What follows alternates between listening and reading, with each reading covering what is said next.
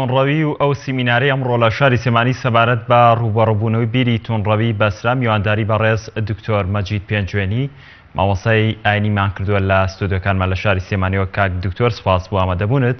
ئەمێ بپرسم سیمینارەکەی ئەمڕۆ چۆن هەڵەسەنگێنن و کاریگەریەکانی لەسەر وتاری مامۆستایانی ئاینی چۆنە بێت؟ بەناوی خوای بەخشندەی میهرەبان، درود و سڵاو بۆ سەرگیانی پاکی پێغەمبەری عەزیز و خۆشەویستمان صلی الله عليه وسلم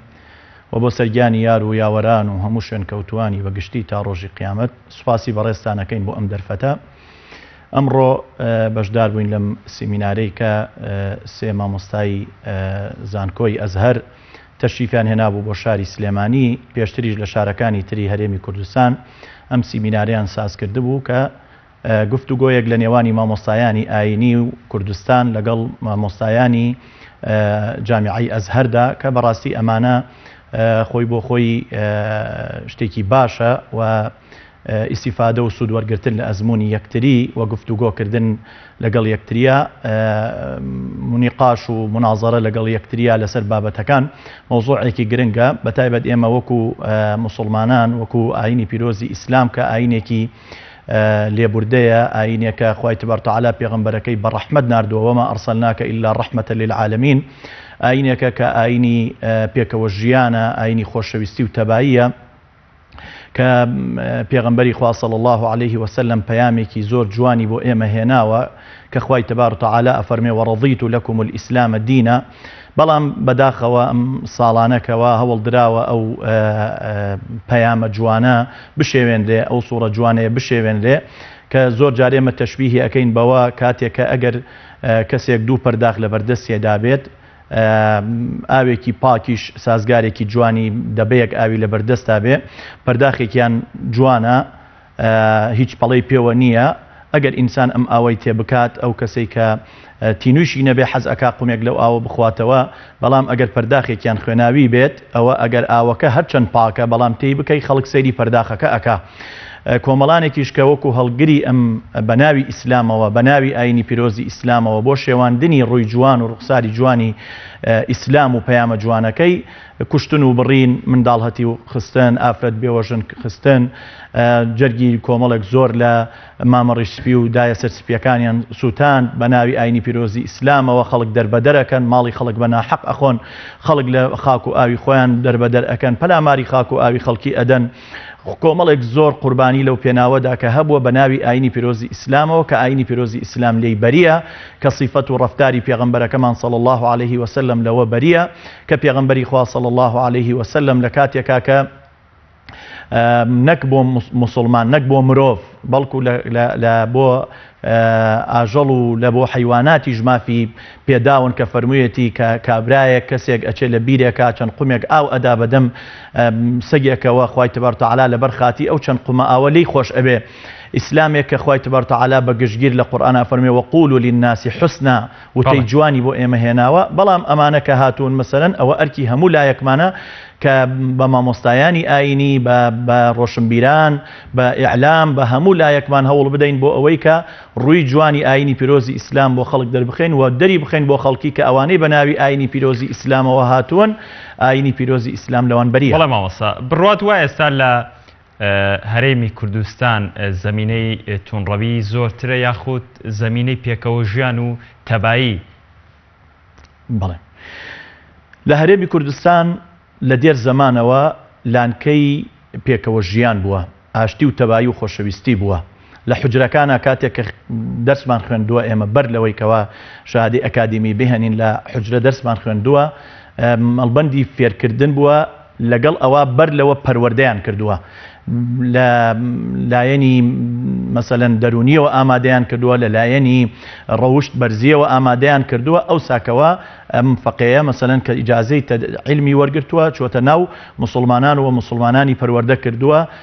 بۆ ئاشتی و تەبایی و پێکەوە ژیان. لە دێر زەمانەوە لە شاری سلێمانی حاجی کاک ئەحمەدی سلێمانی قەدەس الله ڕوحەه کە کاتێکە کچێکی مەسیحی هێناوە بۆ کوڕێکی خۆی کە ناوی شێخ محەممەد بووە، مامۆستا عەبدولکەریمی مدەڕیس دەرەجە عالی بێ لە بنەماڵەی زانیاران باسی ئەکا ئەفەرمێ لە کاتێک خوای تبارەک و تەعالا کوڕێکیان پێ ئەبەخشێ لە بۆ ئەوەی کەوا زیاتر ئاشتی و پێکەوە ژیانی نێوانی ئەدیانەکان دینەکان مەسەلەن بسەلمێنێ ناوی ئەنێ عیسا بۆ ئەوەی کەوا لایەنی خاڵوانی کەوا مەسیحین ئەو ناوەیان پێخۆشە و هەرچەند ئێمەش وەکو مسلمان باوەڕمان بە حەزەتی عیسا پێغەمبەر عەلەیهی سەڵات وسەلام هەیە لە دێر زەمانەوە کوردستان لایەنکەی ئاشتی و پێکەوە ژیان بووە بەڵام بەداخەوە ئەو هەجمەیی کەوا بەتایبەت لە دوای 2003ەوە کە کوردستان بە ڕووی جیهانە زیاتر کرایەوە کە کۆمەڵێک لەوانەیە کتێب و پەرتووک و کۆمەڵێک لە ڕێ ئەوانەوە منهەج و هاتە ناو هەرێمی کوردستانەوە فعلەن هەبووە مەسەلەن بۆ داوێتی لەو پێکەوە ژیان و لەو پێکەوە بوونە مەسەلەن لە هەندێک لە مینبەرەکانەوە لە کاتی وا هەبووە تەکفیری مسلمانان کراوە مسلمانان تەکفیر کراون کە ئێمە بە بەڵگەوە لە لامانە و مامۆسایانی قەدیم وەش پیاوچاکان و ئەمانە تەکفیر کراون هەبووە ئەوە و ئێستا الحەمدولله بە هیمەتی هەموو لایەکە ئەیبینین بەتایبەت لەسەر و هەمویان و مامۆسایانی ئاینی زانایانی ئاینی ئەو هەجمەیە بەرەو کەمبوونەوە ئەڕوا و ئومێدەوارین ئینشاء الله زیاتر لە ڕووی منهەج و لە ڕووی گرتنی کۆڕ و سیمینار و دەوڵەمەندکردنی زانایانی ئاینی و بانخوازان بە مەسائلی ئاشتی و تەبایی و پێکەوە ژیان ئینشاء الله ئومێدەوارین کە هەر نەمێنێت بەڵام ئەوسا بەدەر لەوەی کە لە کۆمەڵگەی خۆمانە کۆمەڵێک زانای بیرمەند و ڕۆشنبیرمان هەیە لەوەی کە بتوانێت سیمینار ببەستێ ئاماژ لە ئیختیارکردن و هەڵبژاردننی سێ زانای میسری لە زانکۆی ئەسەر چی بۆ بۆی کە ئەم سیمینارەیان پێ ببەستن ئایا لێکچوویەکی کۆمەڵگەی میسریە بە هەرێمی کوردستان یاخود شتێکی تر بووە لە هەڵبژاردننی ئەم سێ زانایە بڵێ لە زەمەنی سەلاحەدینی ئەیوبیەوە ڕەحمەتی خوای لێبێ میسر لەگەڵ میلەتی کووردا عەلاقە و پەیوەندیەک و ڕەبط و پەیوەندێکی پێکەوە هەبووە و لێرەوە عالم و زانای کوردی ئێمە شێخ محەممەد ئەمین ئەربیلی لێرەوە ڕۆیشتووە بۆ ئەزهەر بۆ میسر ئێمە کاتێکەوە سەفەرێکمان کرد لەوێ لە جامیعەی ئەزهەر و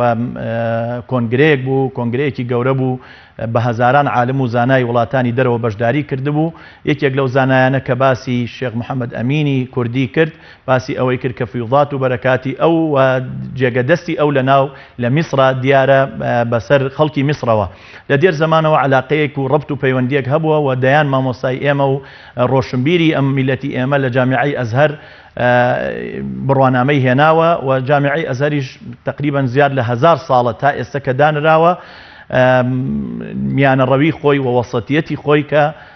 پاراستووە لەو بوارە ینی لە فکری میانەڕەو بووە و دەرس و دەورەکەیشی کە ئەخوێندێ ئەوەی کە لە بیارە لای ئێمە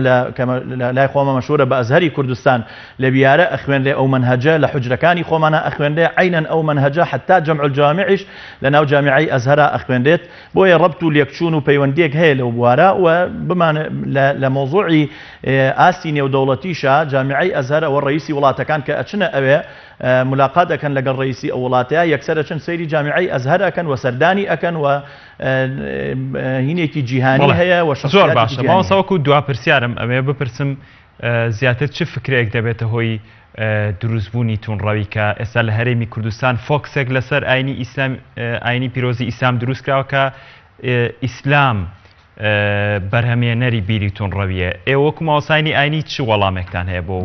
قسەیە هەرگیز ئاینی پیرۆزی ئیسلام بەرهەمێنەری بیری توونڕەوی نییە چکە ئاینی پیرۆزی ئیسلام کاتێکە ئێمە سەیری شخصیەتی پێغەمبەریان بکەین صلی الله عليه وسلم ئەگەر سەیری سیرەی مبارەکی بکەین ئەم سەروەرە کابرا هاتووە بۆ کوشتنی پێغەمبەری خوا صلی الله عليه وسلم کە پێغەمبەری خوا صلی الله عليه وسلم بە جوانترین شێوە مامەڵەی لەگەڵا کردووە وحتى فرميتي بواني لقليا فرميتي برون حمايتي شيبكن نوق للرياية بيكو جواب زان إما كشتمانا بيغنبري قال صلى الله عليه وسلم هميشو دايم كفرميتي إنساني ميان رو وإيوة أمتي كن كأخوات تبارك تعالى ميان رو وسط هناونيتي سروي أزاوي بلام أوي كجرينجا يما إشاري بيدين إسلام بيني تنروي توي تنروي ناجل لفكري مروفا كان بلكو كوملان الخلق بە ناوی ئاینی پیرۆزی ئیسلامەوە کە لە دەقەکان تێنەگەیشتون کە یەکێک لە ئەو باسانەی کە ئەمڕۆ باس کراو کە باسییان کرد تێگەیشتن فەهمی دقیق لە دەقەکان لە مەقاصدی شریعەتی ئیسلام کە تێنەگەیشتون و بە ناوی قورئانەوە و بە ناوی فەرمودەی پێغەمبەرەوە صلی الله علیه و سلم و بەبێ علم و زانست و زانیاری فتوا ئەدەن کە پێغەمبەری خوای صلی الله علیه و سلم ئاگایاری کردوین کە لە ئاخر زەمانە عالم و زاناکان فوت ئەکەن کۆمەڵانێک دێنە پێشەوە فسئلوا فأفتوا بغير علم فضلوا وأضلوا پرسیاریان لێ ئەکرێ فتوا ئەدەن بەبێ علم خۆشیان بەڵێ زۆر سپاس بۆ بەڕێز دکتۆر مەجید پێنجوێنی مامۆستای ئاینی لە ستودیۆکانمان لە شاری سلێمانی وەڵامی پرسیارەکانت دامەوە زۆر سپاس.